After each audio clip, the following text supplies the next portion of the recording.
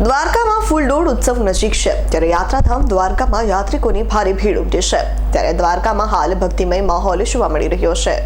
દ્વારકામાં આગામી તારીખ 25/3ના રોજ ફૂલડોળની ઉત્સવની ભવ્ય ઉજવણી દ્વારકામાં દ્વારકાધીશ મંદિરમાં થવા જઈ રહી છે ત્યારે ફૂલડોળ ઉત્સવને લઈને લાખો શ્રદ્ધાળુઓ દ્વારકા તરફ આવી રહ્યા છે। હજારો શ્રદ્ધાળુઓ પદયાત્રા કરી દ્વારકા પહોંચી રહ્યા છે ત્યારે દ્વારકામાં હાલ માનો મહેરામણ ઉમટ્યું છે।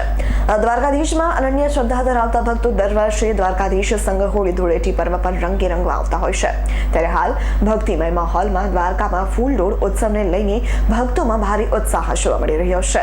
હાલ દ્વારકામાં હજારોની સંખ્યામાં દરરોજ યાત્રિકો પહોંચી રહ્યા છે અને દ્વારકાધીશના દર્શન કરી ધન્યતા અનુભવી રહ્યા છે। ફૂલડોળ ઉત્સવનું વિશેષ મહત્વ હોય છે ત્યારે દર વર્ષે લાખો શ્રદ્ધાળુઓ દ્વારકાધીશ સંઘ હોળી ઉત્સવ મનાવવા માટે અહીં દર્શને આવતા હોય છે ત્યારે આ વર્ષે પણ હજારોની સંખ્યામાં દરરોજ યાત્રિકો દ્વારકાધીશના દર્શને આવી રહ્યા છે। દ્વારકામાં ભગવાન દ્વારકાધીશ સગર રંગે રંગાવા માટે ભક્તો અધીરા બન્યા હોય તેવા દ્રશ્યો દ્વારકામાં જોવા મળી રહ્યા છે। દ્વારકામાં હાલ હજારો યાત્રિકો પગપાળા ચાલી દ્વારકા આવી રહ્યા છે તો સાથે સાથે દૂર દૂરથી યાત્રિકો દ્વારકાધીશના દર્શને વાહન મારફતે પણ પહોંચી રહ્યા છે। ફૂલડોળ ઉત્સવનું વિશેષ મહત્વ હોય છે ત્યારે ફૂલડોળ ઉત્સવ પર હજારોની સંખ્યામાં યાત્રિકો ઉમટતા હોય છે। અબીર ગુલાલના છાંટણા સાથે ભગવાન દ્વારકાધીશના સંઘ ભક્તો ફૂલડોળ ઉત્સવ મનાવતા હોય છે। અહીં ભગવાન દ્વારકાધીશ સંઘ રંગબેરંગી રંગોથી રંગાઈને ભક્તો ધન્યતા અનુભવતા હોય છે ત્યારે હાલ ફૂલડોળ ઉત્સવ સુધી ભગવાન દ્વારકાધીશના મંદિરોમાં પણ ભક્તોને અબીર ગુલાલના છાંટણા કરવામાં આવી રહ્યા છે ત્યારે ભક્તો ફૂલડોળ ઉત્સવને લઈને ભારે ઉત્સુક છે ત્યારે દ્વારકામાં ચારે તરફ માનવ મહેરામણ ઉમટી પડ્યું હોય તેવા દ્રશ્યો જોવા મળી રહ્યા છે। હજારોની સંખ્યામાં ભક્તિભાવ સાથે યાત્રિકો પગપાળા ચાલીને દ્વારકાધીશના દર્શને આવી રહ્યા છે।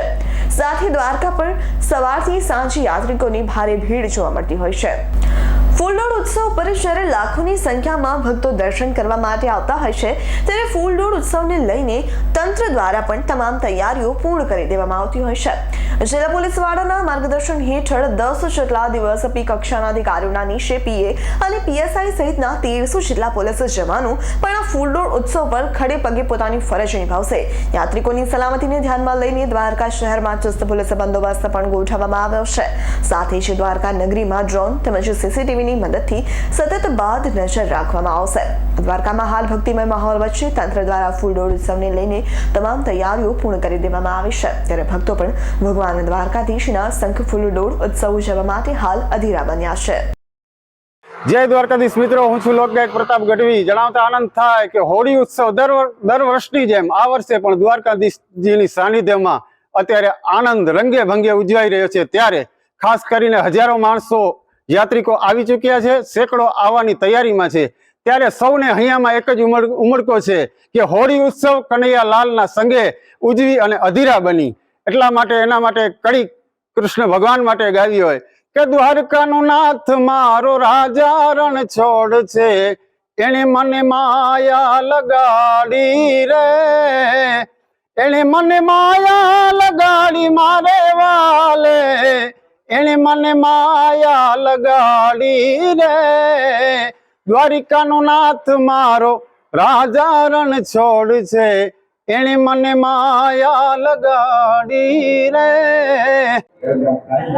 જય શ્રી કૃષ્ણ। મારું નામ અમરીશભાઈ ભગુભાઈ અમીન છે। હું આણંદ જિલ્લાના બોરસદ તાલુકાના વિરસદ ગામેથી આવું છું। વારંવાર દ્વારકા નગરીમાં ભગવાન શ્રી કૃષ્ણના દર્શન કરવાથી ધન્યતા અનુભવું છું પણ સાથે સાથે વૈષ્ણવ હોવાથી હોળી અને ડોલ ઉત્સવનો આનંદ માણવા અને પ્રભુના દર્શન કરવા આ વખતે હું તહેવાર ઉપર ઉપસ્થિત થયો છું। આ ઉમટી પડેલો માનવ મહેરામણ અને બધું જોતા મને એવું લાગે છે કે આ તહેવાર સારી રીતે ઉજવવો જોઈએ અને હું આવ્યો છું એ યોગ્ય સમયે આવ્યો છું અને યોગ્ય જગ્યાએ આવ્યો છું। તો ભગવાન શ્રી કૃષ્ણ તમામ લોકોને, પ્રજાજનોને, દ્વારકાના નિવાસીઓ અને આવનાર દર્શનાર્થીઓ પગપાળા આવતા સંઘના નાગરિકોને સુખી રાખે અને દ્વારકા નગરી ફરી સુવર્ણમય બને તેવી ભગવાનને હું પ્રાર્થના કરું છું અને આજે ધન્યતા અનુભવું છું। જય શ્રી કૃષ્ણ। શ્રી દ્વારકા જગત મંદિરમાંથી હું પ્રણવ પૂજારી। સર્વે વૈષ્ણવોને જય દ્વારકાધીશ। વાત આપણે કરીએ તો હાલ હોળી ઉત્સવ ચાલી રહ્યો છે ત્યારે ભગવાનના શૃંગારની વાત કરીએ આપણે તો ફાગણ શુક્લ પક્ષની અષ્ટમીથી લઈ અને ફાગણ કૃષ્ણ પક્ષની પ્રતિપદા તિથિ સુધી આ ઉત્સવ ઉજવાય છે. ત્યારે ખાસ કરીને ભગવાન દ્વારકાધીશીને શ્વેત રંગના વાઘા પરિધાન કરવામાં આવે છે. ગળામાં ભગવાન દ્વારકાધીશીને સુવર્ણમય ગંઠા ધારણ કરવામાં આવે છે. મોતીની માળા સુવર્ણ મોતીની માળા ભગવાન દ્વારકાધીશીને ધારણ કરવામાં આવે છે. વાત આપણે કરીએ નૈવેદ્યની, તો ખાસ કરીને ભગવાનને દાળિયાની દાળના લાડુઓ ભગવાનને આ સમય આરોગવામાં આવે છે. ધાણી દાળિયા, બધી પ્રકારના સૂકા મેવા, ખજૂર, આ ભગવાન દ્વારકાધીશીને બધા ભોગમાં આરોગવામાં આવે છે. વિશેષમાં વાત આપણે કરીએ તો ઉત્સવની, તો સવારે શૃંગાર આરતીમાં અને સાંજના સંધ્યા આરતીમાં આ ઉત્સવ વૈષ્ણવો સાથે ઉજવાય છે. તો ભગવાનની પૂજામાં અબીલ અને ગુલાલની પોટલીઓ ધારણ કરવામાં આવે છે. ચાંદીની પિચકારી ભગવાનની પૂજામાં ધારણ કરવામાં આવે છે. ચાંદીની પિચકારીમાં કેસરનું જલ ભગવાન દ્વારકાધીશની પૂજામાં ધારણ કરવામાં આવે છે. વિશેષમાં આપણે વાત કરીએ ડોળ ઉત્સવની, તો આ વર્ષે પૂર્ણિમાના દિવસે ઉત્તરા ફાલ્ગુ નક્ષત્ર હોવાથી આ ઉત્સવ પૂર્ણિમાના દિવસે મધ્યાહન કાલે એટલે કે 2 થી 3 વચ્ચે બપોરના આ ઉત્સવ ઉજવાશે. તારીખ 25ના રોજ આ ઉત્સવ સભી વૈષ્ણવો સાથે ઉજવાશે.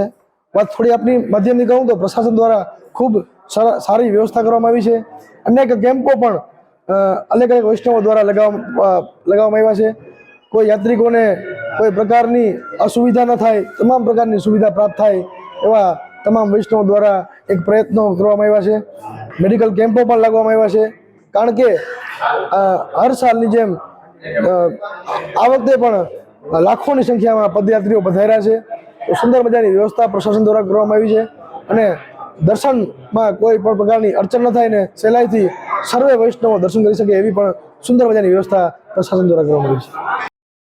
ધર્મેન્દ્ર ઉપાધ્યાયનો રિપોર્ટ S9 ન્યૂઝ દ્વારકા.